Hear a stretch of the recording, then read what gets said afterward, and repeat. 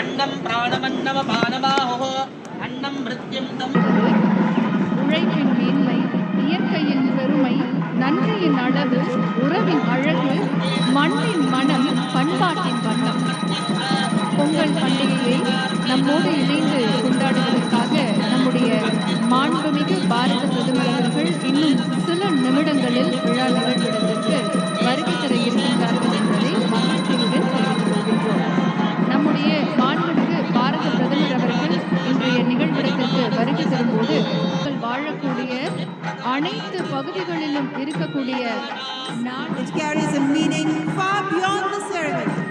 It sends a powerful message that India's progress is deeply connected to its culture. And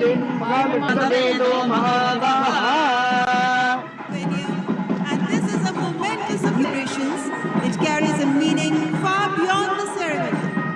வணக்கம்.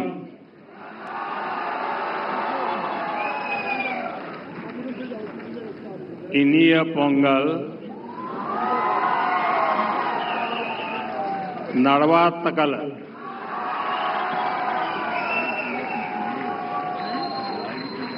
आज पोंगल एक global festival बन चुका है. दुनिया भर में तमिल समुदाय और तमिल संस्कृति से प्रेम करने वाले लोग इसे उत्साह के साथ मनाते हैं. उसमें मैं भी एक हूं.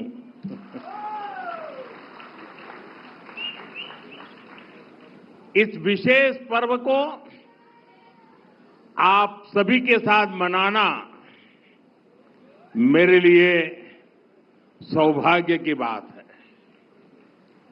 हमारे तमिल जीवन में पोंगल एक सुखद अनुभूति की तरह है. इसमें अन्नदाता की मेहनत, धरती और सूर्य के प्रति आभार का भाव है. साथ ही ये पर्व हमें प्रकृति, परिवार और समाज में संतुलन बनाने का रास्ता दिखाता है. इस समय देश के अलग अलग हिस्सों में लोहड़ी, मकर संक्रांति, माघ बिहू और अन्य त्योहारों की भी उमंग है. मैं भारत और दुनिया भर में रहने वाले सभी तमिल भाई बहनों को पोंगल की और सभी पर्वों की बहुत बहुत शुभकामनाएं देता हूं. साथियों, वैसे मेरे लिए ये भी बहुत सुखद रहा है कि पिछले वर्ष मुझे तमिल संस्कृति से जुड़े कई कार्यक्रमों में शामिल होने का अवसर मिला. मैंने तमिलनाडु में 1000 साल पुराने गंगईकोंडा चोलापुरम मंदिर में पूजा की.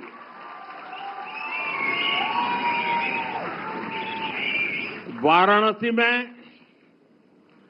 काशी तमिल संगमम के दौरान सांस्कृतिक एकता की ऊर्जा को पल पल उसके साथ जहां भी रहा मैं जुड़ा रहा. मैंने उसे महसूस किया. जब मैं पंबन ब्रिज के लोकार्पण के लिए रामेश्वरम गया था तो तमिल इतिहास की महानता का फिर एक बार साक्षी बना था. हमारी तमिल संस्कृति पूरे भारत की साझी विरासत है. इतना ही नहीं, पूरी मानवता की ये साझी विरासत है. मैं एक भारत श्रेष्ठ भारत की जिस भावना की बात करता हूं, उसे पोंगल जैसे पर्व और सशक्त बनाते हैं। साथियों, दुनिया की लगभग सभी सभ्यताओं में फसलों से जुड़ा कोई न कोई उत्सव मनाया जाता है। तमिल संस्कृति में किसान को जीवन का आधार माना गया है। तिरुकुरल में कृषि और किसानों पर विस्तार से लिखा गया है। हमारे किसान राष्ट्र निर्माण के मजबूत साथी है। उनके प्रयासों से आत्मनिर्भर भारत अभियान को बहुत मजबूती मिल रही है। केंद्र सरकार भी किसानों को सशक्त बनाने के लिए प्रतिबद्ध होकर लगातार काम कर रही है। साथियों, पोंगल का त्योहार हमें प्रेरित करता है कि प्रकृति के प्रति आभार केवल शब्दों तक सीमित न रहे, उसे हम जीवन शैली का हिस्सा बनाएं। जब ये धरती हमें इतना कुछ देती है, उसे संजोने का दायित्व भी हमारा है। अगली पीढ़ी के लिए मिट्टी को स्वस्थ रखना, पानी को बचाना और संसाधनों का संतुलित उपयोग करना सबसे जरूरी है। मिशन लाइफ, एक पेड़ मां के नाम, अमृत सरोवर जैसे हमारा अभियान इसी भावना को आगे बढ़ाते हैं। हम खेती को अधिक सस्टेनेबल और पर्यावरण के अनुकूल बनाने के लिए निरंतर काम कर रहे हैं। आने वाले समय में सस्टेनेबल खेती के तरीके, वाटर मैनेजमेंट, मैं तो लगातार कहता रहा हूं, पर drop more crop, natural farming, agritech और वैल्यू एडिशन की भूमिका बेहद महत्वपूर्ण है।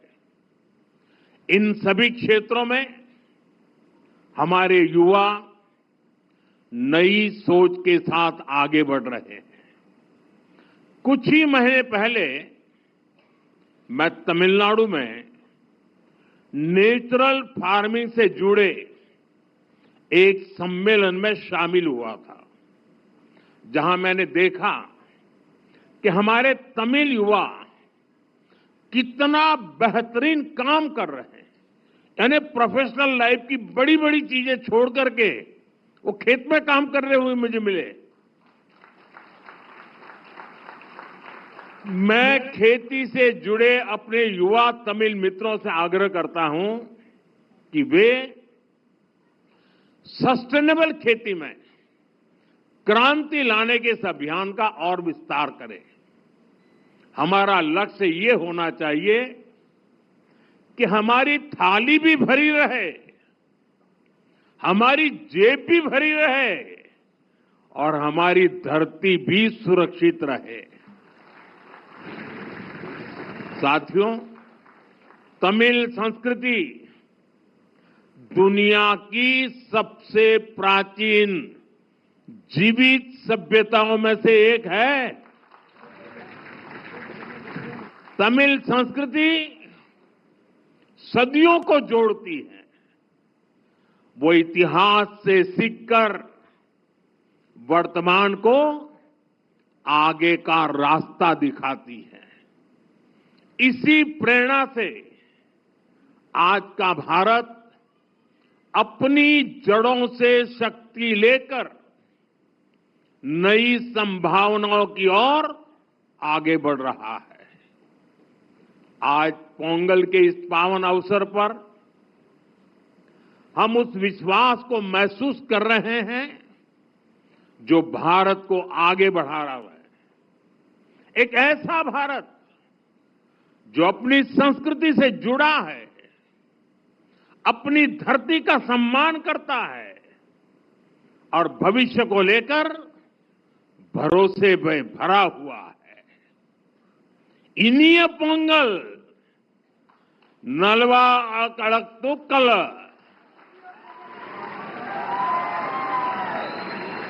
वाळगा तमिल वळगा भारतम।